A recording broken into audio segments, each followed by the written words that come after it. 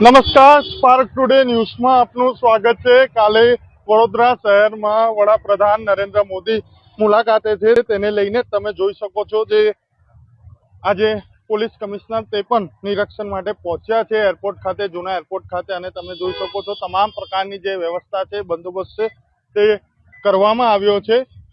વડોદરા શહેર police commissioner છે, આપણે એમની સાથે ડાયરેક્ટ સર સાથે જ વાત કરીશું। સર, શું કહેશો જે રીતે કાલે વડાપ્રધાન નરેન્દ્ર મોદી પહોંચ્યા?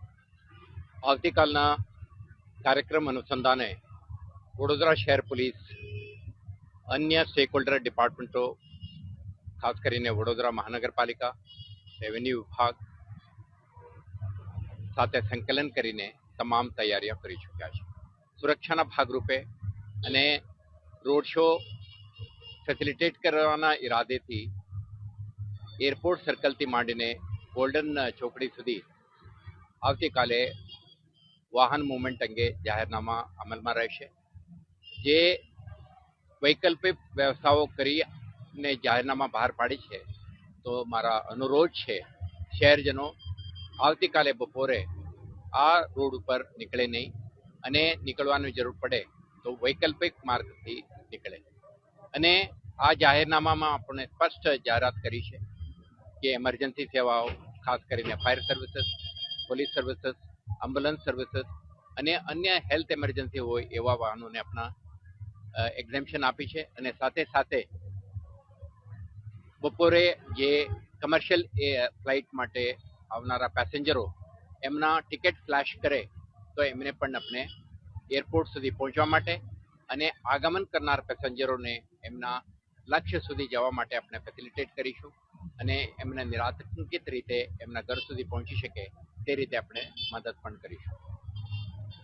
શહેરના કેટલાક વિસ્તારોમાં મોટી સંખ્યામાં આમંત્રિત મહેમાનો આવવા માટે જુદા જુદા માર્ગો પરથી નીકળશે। એમના માટે ટ્રાફિક મેનેજમેન્ટ અને પાર્કિંગ માટેના વ્યવસ્થા પણ ગોઠવવામાં આવી છે।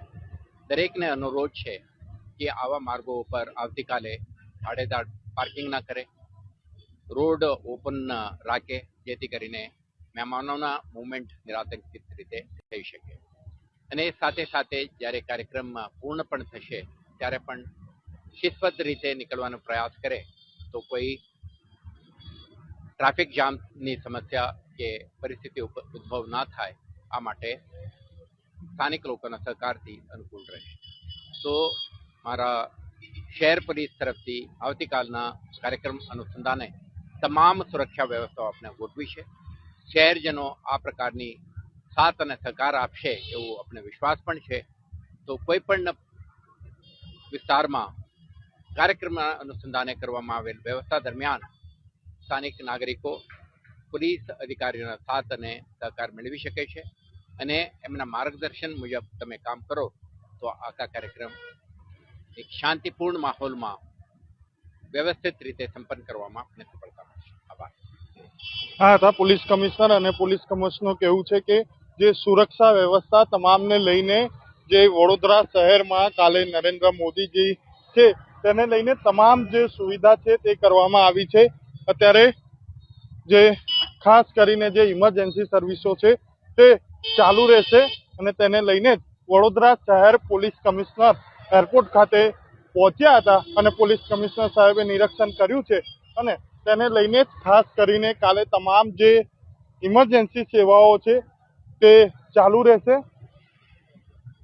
જેમ કે મેડિકલ હોય, 108 હોય, ફાયર હોય, પોલીસની સર્વિસ હોય, તમામ પ્રકારની જે સર્વિસ છે તે ચાલુ રહેશે। અને શાંતિપૂર્વક જે તમામ લોકો છે તે વડોદરા વાસીના જે લોકો છે તે પણ સપોર્ટ કરશે તેવો વિશ્વાસ છે। હું Kamlesh Joshi, spark today news, Vadodara.